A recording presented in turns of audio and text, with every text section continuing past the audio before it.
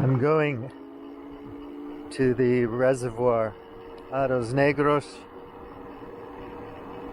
It's windy, cold, August.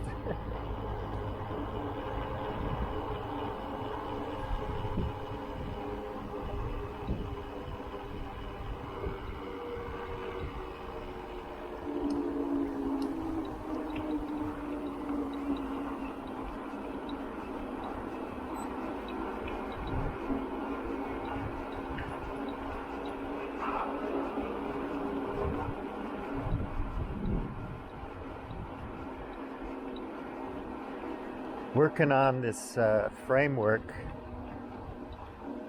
putting things into a kind of class system, classifications of domains of existence for human beings in society.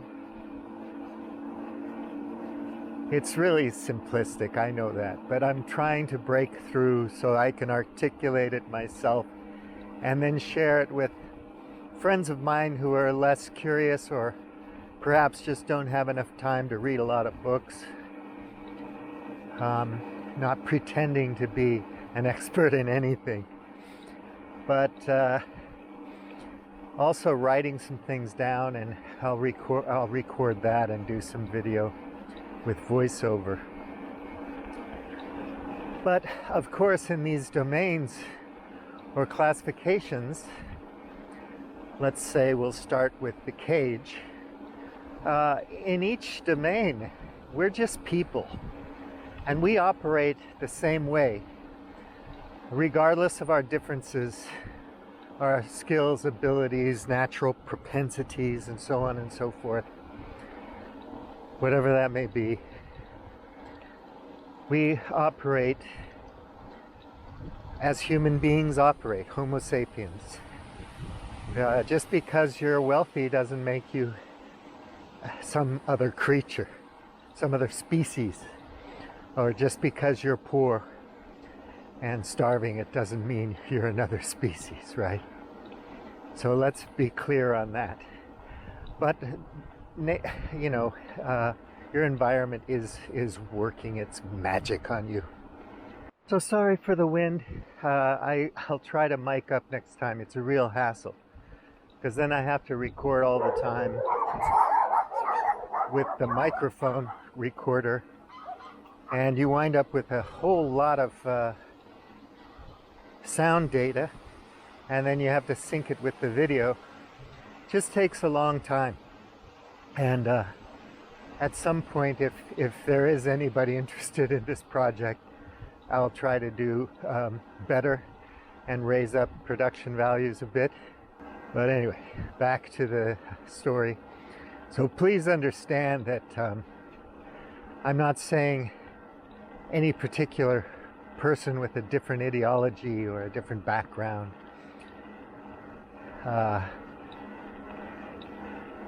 is any less human. We're all just people. Let's get that straight. No matter how much people, certain people or organizations or whatever want to wind us up and make us hate each other, bottom line is we have more in common with each other than we do our differences. Our differences can seem really huge, but when you're hanging out with a person in their home and getting to know them, that slow, beautiful, face-to-face, tangible, tactile process of getting to know another human being, you recognize they're just like you. Speak another language, eat different food, believe in a different God, and so on and so forth. They're just like you. If I say this, I'm thinking to myself, how trite, how mundane, how obvious, blah, blah, blah. But I think about Steven Pinker. I read a book on style by him. I forgot the title. And he stressed that you have to know your audience. You have to empathize with their level of knowledge. You can't just take it for granted that they're going to get all your references and all of your jargon and rhetoric and so on. And it's just good. I do that all the time. I talk way ahead of myself. and somebody's looking at me making all kinds of assumptions because I mentioned a person or said something, and they're thinking, oh my God, this guy must be a blah, blah, blah. Anyway, now we have the wind issue, but I'll pause.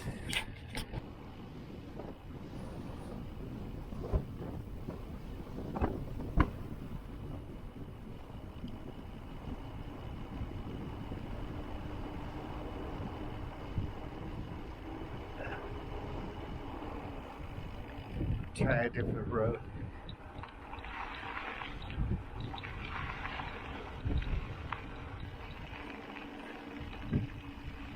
So the bottom line is you got to empathize with your audience, understand what they may or may not know. You know, it's like a comedian or an entertainer. Once you get to know that person and trust them, then you laugh at everything they say. You know, before then you're going, who is this fucking weirdo? I don't know if I get it or not, you know.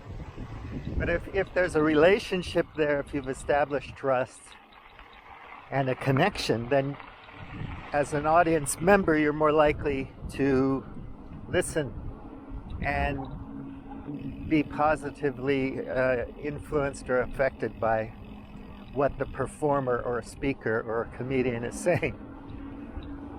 So establishing that trust and relationship is important in the beginnings, and part of the way you do that is by understanding where your audience is coming from. What do they know? And if they haven't read anything on Karl Marx, you might just not want to talk about that. It's irrelevant. Sorry I keep bringing that up, but you know, everybody talks about, you know, the socialists and everything nowadays. They don't know a thing about it, but it's a big scary word now, which is crazy, but anyhow. So Karl Marx is in my head. You have to understand, the 19th century philosopher, okay? And you're in the 20th century. You can learn something from that. It's part of the legacy of our intellectual history, right? Anyway, so we're people. I want you to understand. I'm trying to work out understanding for myself, and I'm hoping it'll help establish the groundwork, the lattice work, the foundation for a conversation. You want to go this way this time or down around? Down this way, and then turn right. So I was just telling Christina which way we're going.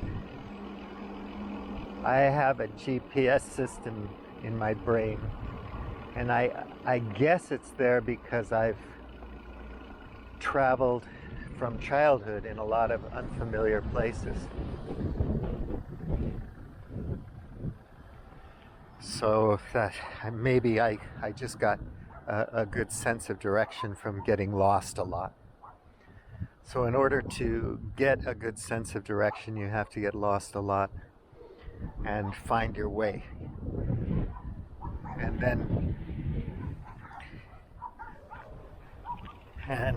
then you can get comfortable with being lost and pay attention a little bit more so you can find your way. And these things help you establish that internal GPS. And that internal GPS could also be like an intellectual framework or worldview or whatever. And you get into unfamiliar territory often, and you have to learn something, be patient, go against your prejudices and biases, and learn something new, and then figure your way out of it, which is what I'm doing all the time. And I don't want to be boring. I want to make it more entertaining, but I want to have a dialogue with people. I'm missing that. So I'm talking to the tube, talking to a camera mic on a windy day in August in Portugal.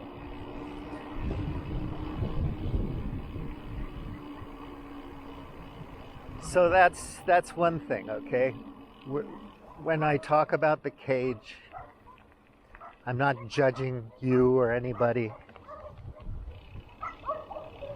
Um, and I'm not saying the cage is a definite, thing with definite like scientific parameters that you can define and lay out, and they're all the same all the time everywhere. It's a metaphor and a construct to place a class of people and to define things that make them tick. I've always liked this house. I like where it's located. I've always liked this house. I like where it's situated, its location, and its layout. It looks really nice. And it's surrounded with really nice landscaping, trees, flowers, and so on. I can imagine what it's like in the courtyard. And it's a simple Portuguese house. You don't have to get fancy here to have something really nice.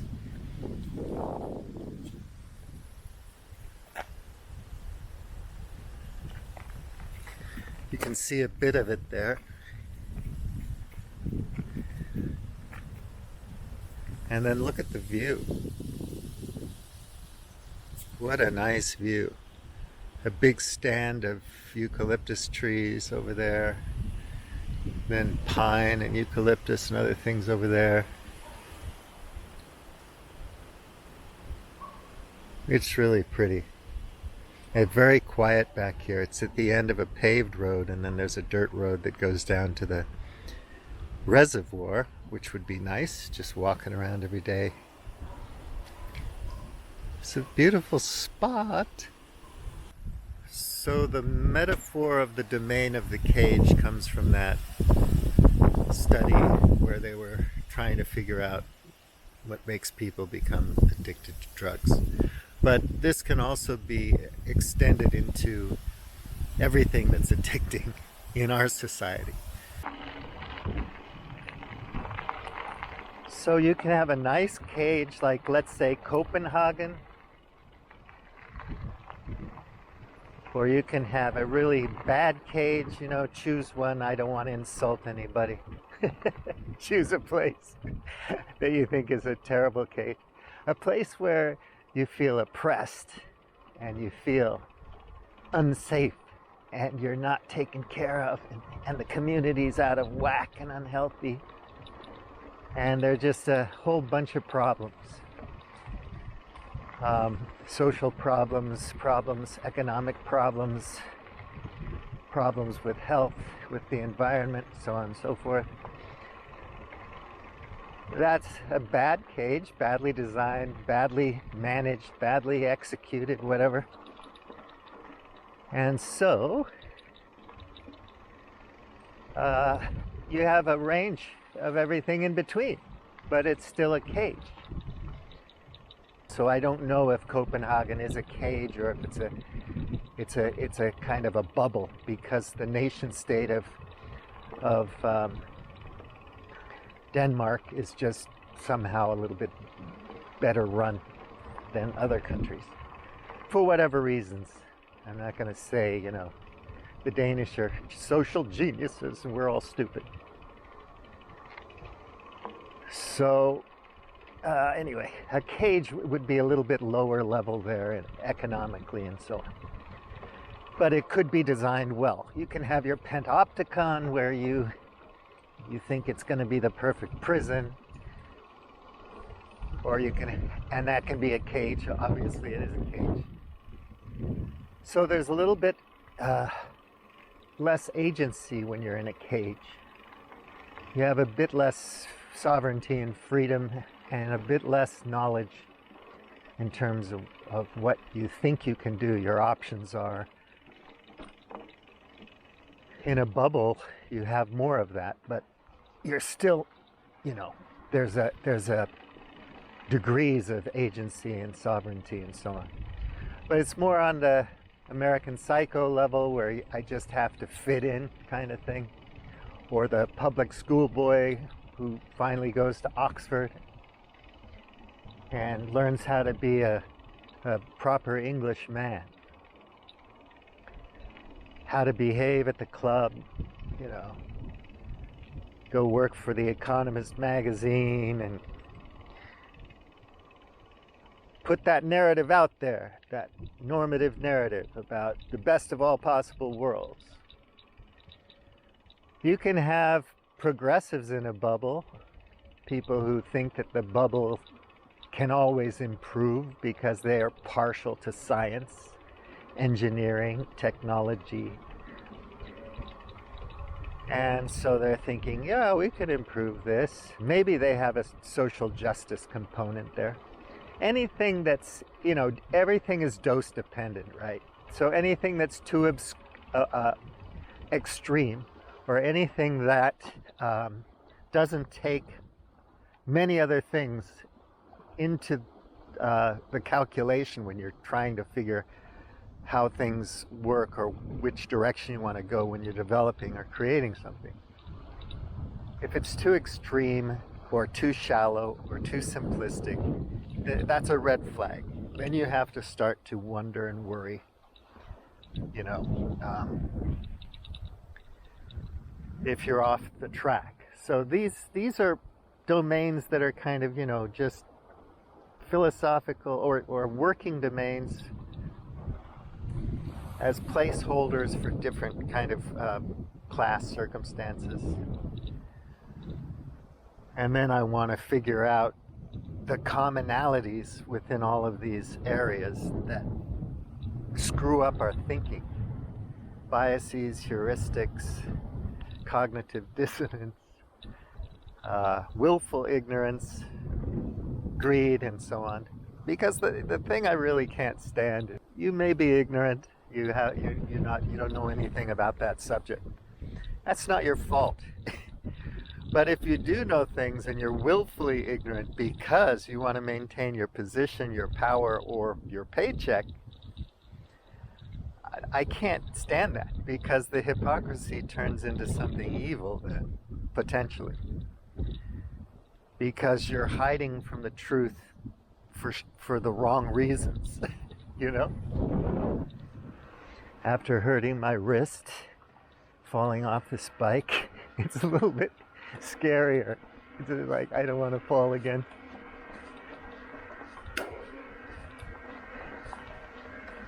But anyway, I feel like I'm 30 years old when I'm on a bike.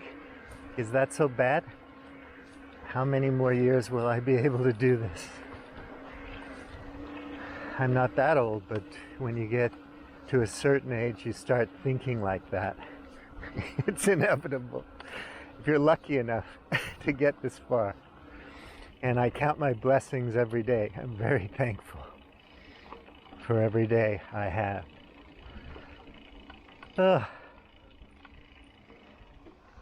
And yeah, it's so much fun going through all these orchards and you're picking up fruit off the ground. You don't take much, you know, you don't want to get in trouble. But you can just eat an apple, and it's fantastic, or a pear, or a plum, or a grape. That's wealth in my book. And these days you have, you know, a global supply chain for labor, not just in the United States, you know, sending the jobs to China, but or importing workers from Mexico. I mean, Portugal, because of regulations in labor and child labor and so on, the lady at the winery was saying yesterday, doesn't have enough labor to pick the grapes, so they fly Nepali people in, and the Nepalese workers do the harvesting. And then they go on into some processing plants and whatnot, and they work here for a few months or whatever, and then they go home and they make good money. Even though, you know, the pay here isn't the highest in Europe, but they need the labor. They can't use young people under 18 years old. It used to be a family thing. Everybody would help to harvest the grapes, but we don't do that anymore. I mean, you know, there's mechanized machines for harvesting and whatnot, and they use that as well. But we lose something some resilience, some anti-fragility, some cultural values when we don't work together in community to feed ourselves, to grow food and feed ourselves. So there are trade-offs with all of this globalization and so on. And I think at the end of the day, we're going to have to be more resilient, more anti-fragile on a local basis, just like Taleb talks about. And we're going to have to maintain our global system as well. And we're just going to have to become cosmopolitan. I'm sorry, guys, because we depend on each other, and we're going to depend on each other more and more globally across nation states and cultures to maintain and steward our planet, which is part and parcel of us. We evolved on this planet Earth. Now, I would like Elon Musk and all kinds of people like that, if they want to get the hell off Earth and go to Mars. I don't want them to wreck our home for future generations. Many people don't give a damn about future generations. Like, why think about it, you know? And that's another reason I'm going through this exercise with these domains. Why is it we don't care?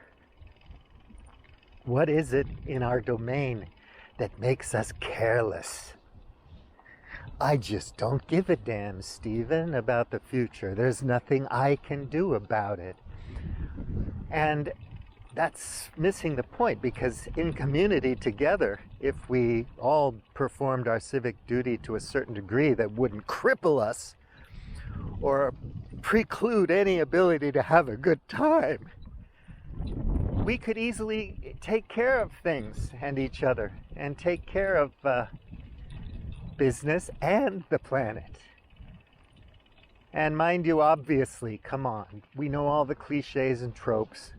The planet doesn't need us, but human beings aren't a cancer either.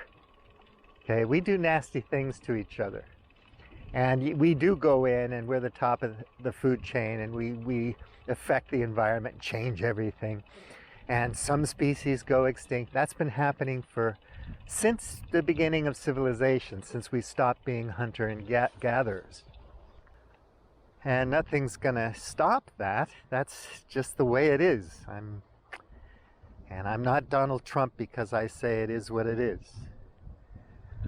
But obviously, if we learn and empower ourselves more and become more engaged, we can manage things better. Come on, you're a business person. You have your own business. You're smart. You know your job. You know that's true. You can improve, right?